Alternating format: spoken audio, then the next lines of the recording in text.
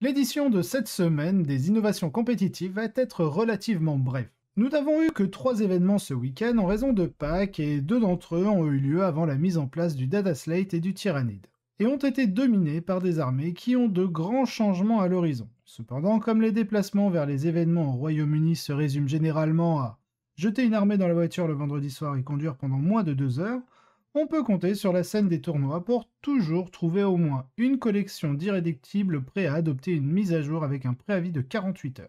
Donc, nous avons aussi un événement qui a été joué avec les nouvelles règles. Et donc ça, c'est très intéressant. Aujourd'hui, nous examinons le Firebug Alliance Open Major, qui, comme son nom l'indique, était un Major. Le GT de la côte ouest, l'équipe Stonehammer présente The Gravel Pit GT, avec mon super accent anglais.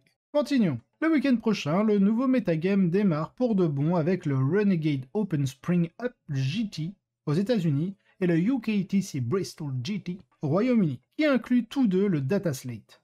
Le Spring Up incluant également les nouvelles règles Tyrannid.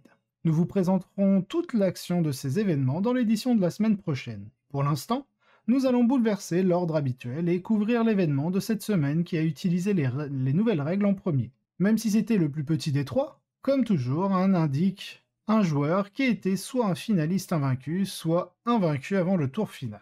Team Stonehammer present the Gravel Pit GT. Donc toutes les listes sont sur Base Co-Sparing, alors attention, il y a des chances qu'il vous faille le premium pour voir les listes, mais de temps en temps, ça arrive que certains tournois les mettent en public, tout simplement. Donc le premier tournoi a utilisé la nouvelle balance Data Slate. Alors donc on a un Craft World, qu'on va nous dire brièvement dessus. Une liste ultimée très axée sur la finesse, avec de nombreux moyens d'infliger de gros dégâts et diverses unités pour mettre l'adversaire en position de leur permettre de le faire. Alors, côté Craftworld, on a Barroth, Fury of the Tempest et The Shining Blade.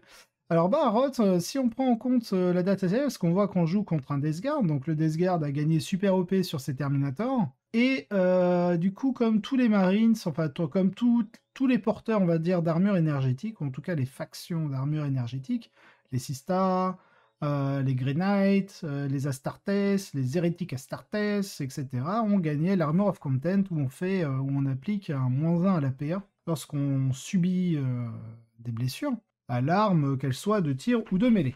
Bien sûr, je vous encourage à lire au complet ce qu'apporte l'Armor of Content, parce qu'il y a quand même quelques bémols, enfin des conditions qui peuvent nous refuser l'accès à l'Armor of Content, et notamment avec les boucliers Storm, boucliers reliques ou boucliers de combat. En tout cas, Barroth, on sait qu'il est PA-2 de mémoire, si je me trompe pas. Je vais rapidement ouvrir mon codex quand même, c'est la moindre des choses. Aeldari. Alors, non, ça c'est l'Autarque. C'est la data slate de l'Autarque. Voilà. Il faudrait que je prenne le temps de combiner les deux PDF. Donc, alors, Barroth. Barroth the Cheater. Barroth, arrête de cheater. Barroth. Alors, au corps à corps, il est PA-3. C'est au tir où il est PA-2. Donc, au tir, PA-2 devient PA-1. Donc, ça lui laisse quand même une sauvegarde à 4+. Côté Death Guard. Et au corps à corps, il tape à force 5, donc il va souvent blesser à 4+, contre tout ce qui est, on va dire, Marines, Terminator, Marines de la peste. Parce qu'il me semble que la liste des G en joue. Donc PA-3 devient PA-2, donc ça laisse quand même des saves à 5, ce qui est pas mal, plutôt que save à 6 autrefois. Et dégâts 2 tout de même, voilà. S'il fait un 6, il ajoute une touche additionnelle. Ok, bon, je vais garder le PDF à côté. Donc Barroth, un peu moins efficace maintenant contre le Marines. Le Farseer Skyrunner, donc avec les fortunes, Twin Catapult, ok, Fate Reader, Phoenix Gem, ok, un autre Farseer, donc là on a un double Farseer, Fateful Divergence, Guide, Fortune, Ambush of Blade, Doom, du coup, Exécutionnaire, Singing Spear, la lance chantante, je crois que ça lui permet de blesser toujours à 2+, quelque chose comme ça. Tant que c'est pas un véhicule. Ok, il a le Ghost Helm of Alishazir. Ok. Donc ensuite, on a une triplette de Ranger. Alors, on en a 2 avec le Gloomfield. Je me souviens plus de ce que fait le Gloomfield. Je crois que c'est le Wirewave Net qui fait que tu prends sur un 2+, Détroit mortel et t'as -2 sur ton jet de charge. Attendez, je vais chercher les Rangers. Alors, le Wire Wave Net, ouais, c'est ça, c'est le D3 mortel sur 2+, et le malus de 2, et le Gloomfield. Ok, c'est un garde de Dense Cover. Donc en gros, je pense qu'il a le Wire Wave Net en infiltration, et potentiellement les 2 autres unités de Ranger avec le Gloomfield en défense sur ses objectifs. Comme ça, il profite aussi bien de sa sauvegarde à 3+ dans le couvert grâce à sa cloak. Parce qu'il a save à 5, donc save à 4 avec le light cover, save à 3+ grâce à sa cloak. Et derrière, il gagne un dense cover parce que justement, normalement, l'adversaire sera à plus de 18 pouces. Ensuite, on a une unité de Fire Dragon avec le Burning Hit sur l'Exarch, les Banshee avec le Piercing Strike sur l'Exarch, des Scorpions. Qu'est-ce qu'il a mis sur l'Exarch? Il est où l'Exarch? Il est là. Crushing Blow, ok. Il a Shrine Relic, je sais plus ce que c'est. Bon, Warlock, donc il a un petit conclave de 2, pas de souci. Ensuite, une Swooping Hawk avec donc l'Exarch, le Winged Evasion, Phoenix Plume, ok, Warp Spider, le Web of Deceit, Wind Rider avec que des Shuriken canons, donc ça, ok, le classique. Ça lui fait quand même. C'est 3 tirs, je crois, que le canon machin, là, ça fait quand même 15 tirs. PA-1, proc PA-4, dégâts 2, ça peut faire mal. On a un Warwalker avec 2 Aeldari Missile Launcher. On a un Crimson Hunter Exarch, tout de même. Swooping Évasion, 2 lances brillantes et un laser, un pulse laser, ok. Un Wave Serpent. La cristal, la matrice de cristal, la Spirit Stone, ok. Ok, du côté de la Death Guard. Donc il joue en Mortarion d'Anvil, donc l'enclume de Mortarion. L'enclume de Mortarion, de mémoire, vous avez un stratagème qui fait que vous mettez -2 pour que l'on charge l'une des unités de votre armée. Alors, on a donc le Prince Démon Death Guard, et il n'est pas ailé, donc il est à pattes. Il est à pied. Attendez, là j'ai eu mon retour qui était pas fou. Oui, voilà, c'est ça. Donc il est à pied, il a le Gloaming Bloat. Donc le Gloaming Bloat, c'est si on est dans son aura de contagion, on peut par reroll léger pour toucher et blesser. Ce qui est très fort. Ce qui lui donne accès à la Warp Insect Hive, ça lui permet de full reroll des touches et des blesses. Donc très pratique avec la Hellforged Sword qui est dégâts 3 de mémoire. PA-3, dégâts 3, je crois. Ou PA-4, je sais plus trop, mais il me semble qu'elle est de dégâts flat 3. Donc ok, un classique en général avec le Prince Démon. Ils le prennent pas ailé pour qu'il passe ses 150 points. On a un Malignant Plaguecaster, donc avec le miasme de pestilence, la curse des lépreux et la Glottilla, donc souvent on l'appelle le crâne de Clotilde. Ensuite on a 1, 2, 3, 4 unités de Plague Marines, donc là clairement on ne joue plus du tout de Poxwalker. Et c'est pas plus mal parce que du coup avec l'Armor of Content, je trouve qu'ils deviennent très intéressants. Alors ensuite, il a mis quoi? Grid Plague Cleaver, le Fly of Corruption. Grid Plague Cleaver, c'est pas un Cleaver, c'est pas le lance-flamme. Je sais plus ce que c'est que le Cleaver. Du coup, je vais aller ouvrir mon codex Death Guard.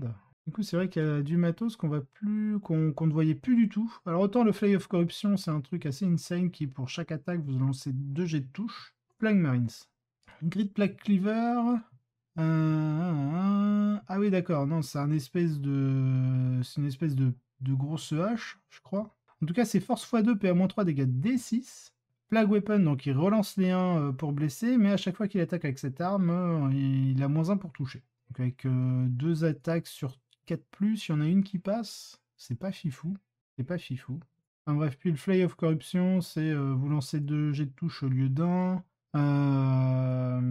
C'est force +2, PA-2, dégâts 2. Attendez, je vais checker quand même. Je vous dis pas de conneries. Si j'ai bonne mémoire, c'est... Ah non, c'est force +1, pardon. C'est force +1, PA-2, dégâts 2. Et c'est toujours 2 jets de touche. C'est Plague Weapon, donc relance D1 pour blesser. Ok, donc il est équipé de la même manière dans tout sauf celle-ci parce qu'il a dû gratter des points. Et je pense qu'il en met 10 dans le rhino. Attends, il a combien de rhino? Il a 2 rhinos. Ah bah attendez, il va peut-être mettre 10 dans un rhino, plus 5 dans un rhino. Ouais, puis il doit mettre son Malignant Plaguecaster dans le rhino, je pense. Quoique, il a les Blade Lord. Il doit peut-être les mettre en FEP, ces Blade Lord. Ah non, il a les Deshrod. Ah, je sais pas lesquels. Non, c'est peut-être les Dashrods qui va mettre en FEP. Puis eux, il va mettre le gros tas. De toute façon, il a les Reaper autocanon, donc il vaut mieux qu'il les déploie. Ok, donc on a quand même 4 unités de Marines, dont une qui est vraiment toute nue. Sinon, toutes les autres ont la Grid Plague Cleaver et le Fly of Corruption. Ensuite, on a du Blightler. Donc on a une Bale Sword sur le champion, donc sûrement pour avoir de la PA. 1, 2, 3, 4, 5, 6, 7, 7 buboniques axes. On a 1, 2, 3 épées, épées buboniques, quoi, en gros. On a 1, 2, 3, 4, 5, 6, 7. On a 8 d'accord, donc c'est bien une unité de 10. On a 8 combi bolters, 2 Reaper autocanon. Alors, le Reaper autocanon, je me souviens plus trop de ses stats. Le Reaper autocanon. Alors, les Blade Load. Reaper autocanon, c'est Heavy 4. Donc eux, de toute façon, ils n'ont pas le -1 pour toucher en étant Death Guard. C'est un de leurs traits. Donc ça fait quand même 8 tirs de force 7, PA-2, dégâts 1. Donc contre du Marines, ça fait force 7, PA-1, dégâts 1. Donc c'est pas fifou. Mais ok, pourquoi pas. En tout cas, c'est 10 Terminators super OP, plus les Dashrods qui sont super OP, plus tous les Plague Marines qui sont super OP aussi. Donc ça fait beaucoup de super OP maintenant dans les listes du chaos. Et on retrouve quand même un Contemptors avec le... Ouais, c'est en double Volkit et le lance-missile. Donc 195 points, moins un PC, ça c'est ok. Ici, on a une unité de Deshrad à qui il a mis une relique, donc le Reaper of Glory Entropy. Donc ça c'est l'arme de corps à corps spéciale de la Reaper. Donc pas de souci. Le Talisman avec le Tollkeeper, parce que du coup, vu qu'il aura pas mal de tirs avec ses Terminators jumelés aux Contemptors, bah, les 6 qui touchent explosent, c'est plutôt intéressant. Donc du coup, ouais, il va moduler en fait tous ces Blight Lords. Non, je pense qu'en fait, le Malignant, il le met pas dans le Rhino. Je pense qu'il va mettre Death Guard Démon Prince, Malignant Placecaster, Taliman dans ses Blight Lords, avec le Contemptors pas loin. Ça, il va les mettre en FEP, je suppose. En tout cas, c'est ce qui serait le plus intéressant. Le Chaos Spawn, hein, le fameux Chaos Spawn qui est Heretic Astartes et donc qui a l'Armure of Content. Les Chaos Rhino qui eux aussi ont l'Armure of Content et du coup le Rhino c'est pas du tout inintéressant en soi. Parce que du coup tout ce qui est PA-3 vous laisse quand même une save at 5+, ce qui est pas mal. Ce qui fait que sur la version Adeptus Astarte, l'impulsor ça devient limite presque pas intéressant de lui mettre le Dome Shield. Parce que souvent on va être sur des sauvegardes à 5+, parce que vu que la PA-3 on la baisse en save à 5, il faut vraiment se prendre que des PA-4 dans le Rhino. Et en général, bah, cramer des PA-4 dans un Rhino, c'est un peu la loose pour l'adversaire. Surtout si derrière il fait un coup de fumigène, c'est pas mal. Ok, allez, on va lire un peu ce qu'ils en disent. 2 types de listes qui semblent à nouveau prometteuses dans le metagame de l'après-balance Data Slate.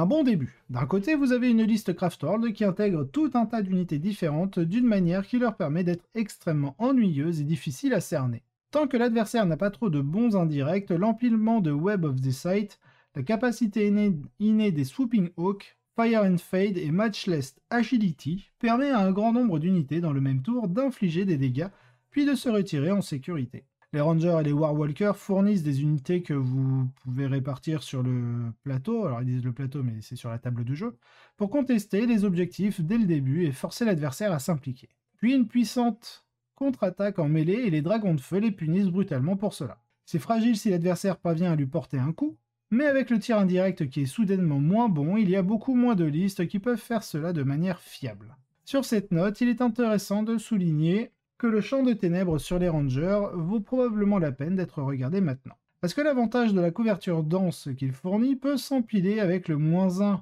en capacité de tir de la pénalité des tirs indirects. Il rend les Rangers exceptionnellement difficiles à prendre avec de nombreuses options indirectes s'ils se cachent dans une ruine.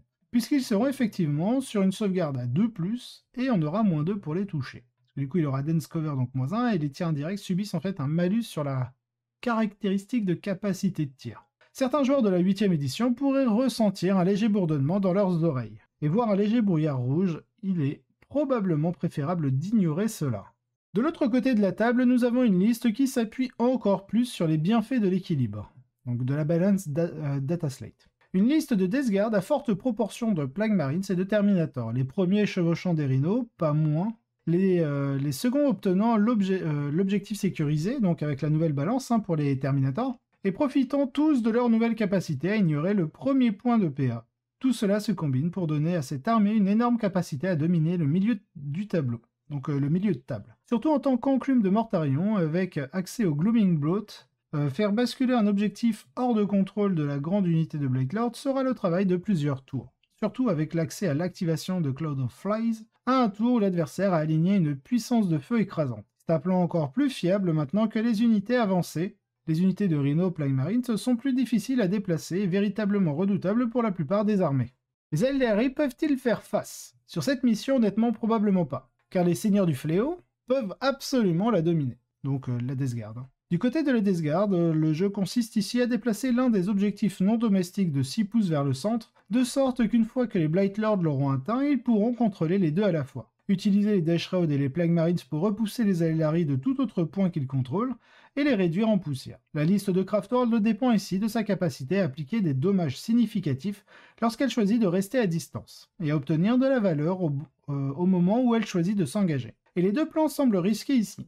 Le matériel sans PA va avoir des difficultés à chaque tour, où une Jinx n'est pas appliquée. Alors que pour le matériel qu'il a, le plus 1 effectif aux sauvegardes a un impact très important, avec les araignées Warp, donc les Warp Spiders particulièrement affectés par leur capacité à éliminer les Terminators. La garde de la mort, donc la Death Guard, n'a pas non plus une portée énorme pour riposter. Mais tout ce qui se trouve à portée de frappe finit probablement par mourir. Et alors que l'attrition devrait normalement favoriser une liste d'Eldari comme celle-ci, ici ils ne peuvent pas compter dessus.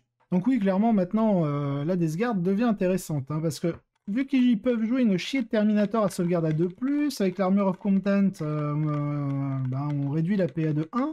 Donc ce qui fait que les PA-2, on les save à 3+. Si on est sur un light cover, les PA-2, on les save à 2+. Et donc il faudra commencer par la PA-3 pour avoir des sauvegardes à 3+, à faire. Sachant qu'ils ont endurance 5, dégâts -1, c'est assez insane. Ok, je buvais un coup. Cela dit, ils ont quelques bons trucs dans leur manche. Les dégâts de blessures mortelles sont une bonne réponse à ce qu'ils affrontent ici, et éliminer les Marines de la Peste avec l'exécuteur ou essayer d'aligner une tempête Eldritch qui brise le dos sont certainement des plans que les Azuriani pourraient tenter. Salut Babelben! C'est certainement suffisant en combinaison avec les outils d'attrition et le Crimson Hunter qui gagne probablement un duel avec le Volcon. Donc le Volcon c'est le Contemptor's double Volkit, tant qu'il ne vole pas à portée de Psychic Skull. Donc en gros, s'il n'arrive pas à porter psychique pour subir des mortels et le Glottila, qui mine de rien est capable d'envoyer une chienne mortelle, normalement le Crimson Hunter devrait être à peu près safe. Pour que les Azuriani cherchent à balayer de la table les unités qui ne sont pas les Blightlords et essaient de récupérer des points primaires sur les flancs, tout en cherchant probablement aussi à marquer tout the last avec les Spiders, le Serpent et l'Avion. C'est là que le fait que cette mission permette aux Seigneurs de la Mort, donc aux Death Guard, de mettre en place un double dip sur le contrôle des objectifs et une vraie tuerie. Donc le double dip, c'est le fait, en fait, ils sont sur le scénario où on déplace les objectifs, sauf celui du milieu, et en fait, il a utilisé un de ces objectifs qu'il a déplacé en le rapprochant du milieu de table. Comme ça, dès qu'il prend le milieu de table, en fait, il peut avec une seule unité de Blightlord, vu qu'ils sont 10, contrôler 2 objectifs. Parce que je rappelle, une figurine ne peut contrôler qu'un objectif à la fois. Il ne peut pas en contrôler 2 en même temps. Mais une unité composée de plusieurs figurines différentes... Salut Hannibal! De plusieurs figurines différentes, 2 figurines différentes peuvent contrôler chacun un objectif différent. Et donc du coup, en rapprochant un objectif du milieu de table, ça lui laisse un peu la portée pour pouvoir contrôler avec 2 figurines différentes dans la même unité 2 objectifs différents. Donc c'est ça le double dip. Tant que la Death Guard parviennent également à garder leur objectif personnel en sécurité. Il n'y a pas grand chose à faire pour les empêcher de prendre l'avantage, et le score suggère une tentative crédible de la part des Eldari pour éviter que cela ne soit un échec. Mais une solide victoire pour les forces de Mortarion dans l'ensemble. Sachant qu'en plus pour leur prendre des objectifs à la Death Guard, c'est beaucoup plus galère qu'avant, parce que les Blightlords sont super OP. Alors qu'avant il suffisait un petit orteil de Ranger, parce que c'est une troupe donc il est super OP, de voler un objectif en fait au gros paquet de Blightlord. Et maintenant ça c'est plus possible. On a quand même une victoire 88 à 68. Donc 20 points de diff, ça aurait fait quoi? C'est 6, 11, 16, 21, donc 3, ça aurait fait 13-7 au format WTC. Donc une victoire convenable, on va dire, pour la Death Guard, sachant qu'il sort de derrière les fagots, vraiment. En termes de méta, il était très très au fond. Et avec l'Armor of Content et le Super OP sur les Terminators, on voit que en affrontant un dernier codex sorti, donc Eldari Craftworld, qui je pense mériterait aussi certains nerfs sur certaines choses, Bon, on se rend compte que la Death Guard maintenant a de quoi tenir bon. Alors, que nous dit Corod?